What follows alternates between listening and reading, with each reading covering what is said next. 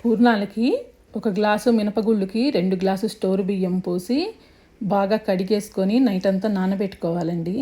పొద్దున్నే మిక్సీలో మెత్తగా వేసేసుకొని పక్కన పెట్టుకోవాలి. పచ్చిశనగపప్పు కూడా నీళ్లు పోసి కడిగేసి ఒక 2 విజిల్స్ రానిస్తే సరిపోతుందండి. దీన్ని వడబోసేసుకొని బాగా చల్లార్చుకోవాలి. దీన్ని చల్లారిన తర్వాత బాండీలో తడి లేకుండా బాగా వేయించేసుకోండి. డ్రైగా సిమ్లో పెట్టుకొని మాడిపోకుండా చూసుకోవాలి. ఇది వేగిన తర్వాత మిక్సీలో పౌడర్ లాగా చేసేసుకొని దీంట్లో యాలకల పొడి, బెల్లం మీ రుచికి తగినంత వేసుకొని ఉండలుగా కట్టేసుకోవాలండి.